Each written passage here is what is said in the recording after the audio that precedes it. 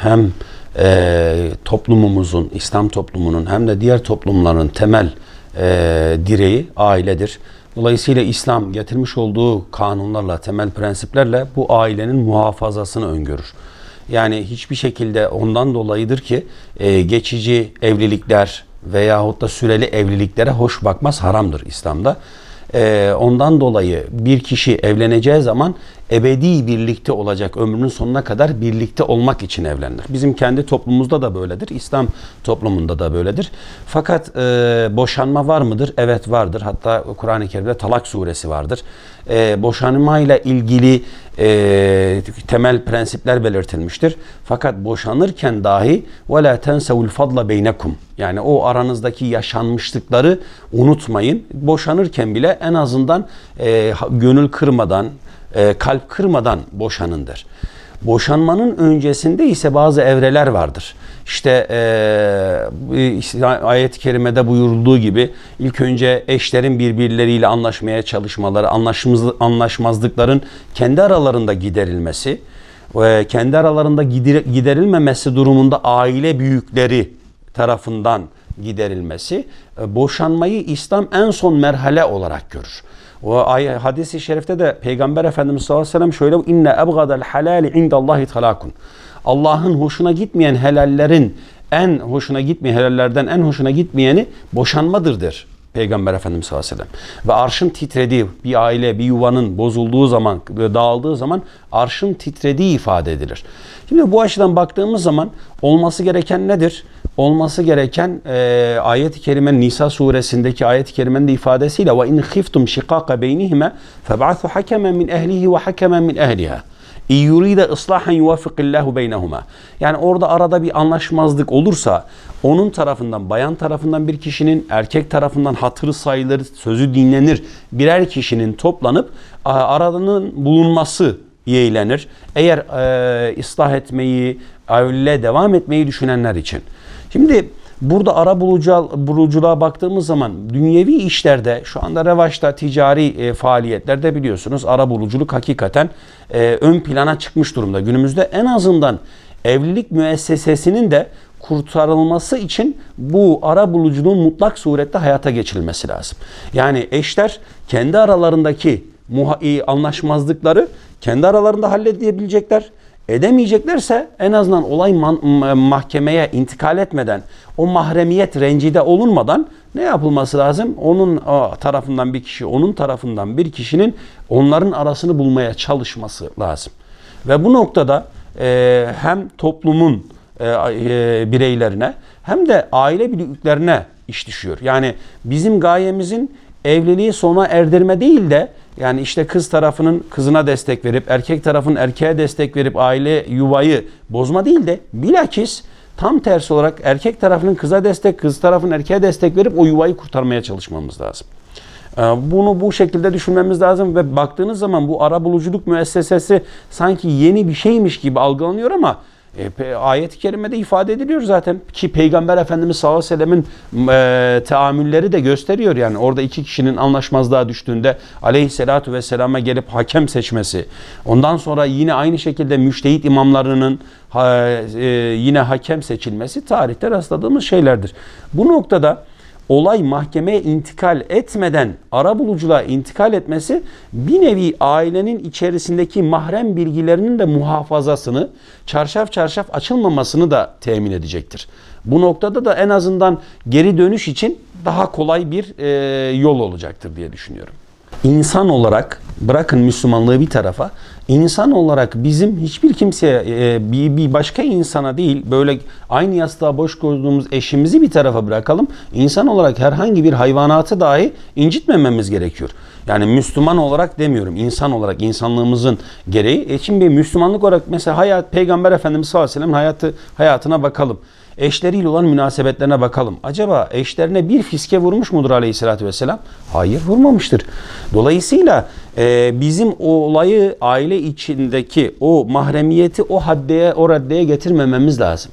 Yani erkeğin daha çok sabırlı olması lazım. Kadının da ona göre sabırlı olması lazım. Ve herkes hakkını, hukukunu, sınırlarını bilmesi lazım. Bildiği takdirde mutlu olmamak için herhangi bir neden yok. Ailenin bozulması veyahut da boşanmanın olmasının aza indirgenmesinin en temel noktasında kişilerin sabrının daha geniş, sinesinin daha geniş olması lazım ve maddiyat üzerinden değil de maneviyat üzerinden hareket etmek lazım. Yani kalbi birliktelik ön planda olması lazım. Hakemlik müessesesine karşı çıkan insanları işin açıkçası anlamak mümkün değil. Neden? Çünkü gayemiz aile yuvasını kurtarmak mı? Yoksa bir tane daha aile boşansın mı? Gaye, hareket noktamızın ne olduğuna karar vermek lazım. Şimdi hakemlik müessesesine karşı çıkan insanlar herhalde yanılmıyorsam hareket noktası insanlar boşansınlar, özgürlüğüne kavuşsunlar. Bir kere şunu söyleyelim, evlilik özgürlüktür zaten. İnsan tabiatı gereği mesela makasud-u şeria var. Cenab-ı Allah'ın kastetmiş olduğu gayeler, ulvi gayeler var. Bu ulvi gayelerden bir tanesi de nedir? Nesli muhafaza etmektir. Nesli muhafaza etmek için Allah zinayı haram kılmıştır. Ama şimdi baktığınız zaman şu mantaliteyle düşünülüyor. İşte adam ne yapıyorsa yapsın dışarıda ama yeter ki tamam mı bana dokunmasın mantığı güdülüyor.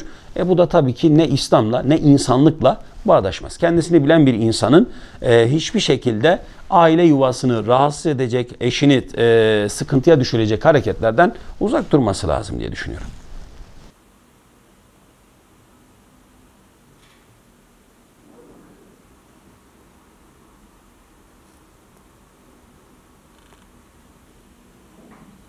Aile arabuluculuğuyla alakalı HUAK'ta yani hukuk arabuluculuk yasasında, hukuki uyuşmazlık arabuluculuk yasasında hükümler var. Lakin aile hukukuyla alakalı arabuluculuk şu an için ihtiyari. O da nafaka ve tazminat hukukuyla alakalı taraflar gerek dava açmazdan önce gerekse dava açtıktan sonra bir arabulucu belirleyerek aralarındaki yani boşanma davasında nafaka ve tazminat konularında kendi aralarında ve arabulucunun hakemliğinde yani arabulucunun önderliğinde bir bir çözüme varıp daha sonra anlaşma tutanağını yani nafaka ve tazminat konusundaki anlaşma metne geçirilmiş olan anlaşma tutanağını mahkemeye, aile mahkemesine ibraz ederek nafaka ve tazminat konusunda iradelerini ortaya koydukları o belgenin karara geçmesini isteyebilirler. Adalet Bakanlığı'nın dün itibariyle yapmış olduğu açıklamada yani aile arabuluculuğu dediğimiz müessesenin getirilmesinden kastettiği şeyi ben dava şartı ya da zorunlu arabuluculuk olarak anladım. Bu Adalet Bakanlığı'nın açıklamış olduğu yeni uygulamaya göre taraflar boşanma davası devam ederken mahkemenin yönlendirmesiyle yani aile mahkemesi hakiminin yönlendirmesiyle kurulacak aile arabuluculuk merkezlerine yönlendirilerek işte kamu hukukunu ilgilendirmeyen tamamen özel hukuka ilgilendiren nafaka ve tazminat konularında ya da diğer uyuşmazlıklarda yani aile içi şiddeti barındırmayan uyuşmazlıklarda taraflar anlaşabilecekler. Yani buna göre eğer taraflar boşanma konusunda ısrarcıysa en azından nafaka ve tazminat konusunda ya da malların paylaşımı konusunda arabulucunun hizmetinden faydalanabilecek ve bu doğrultuda da mahkeme kararı tarafların anlaştığı şekilde karara geçirecek. Bu iyi bir gelişme bu anlamda. Belki hani bir anlamda boşanma oranlarını düşürebilir. Ama burada şu var.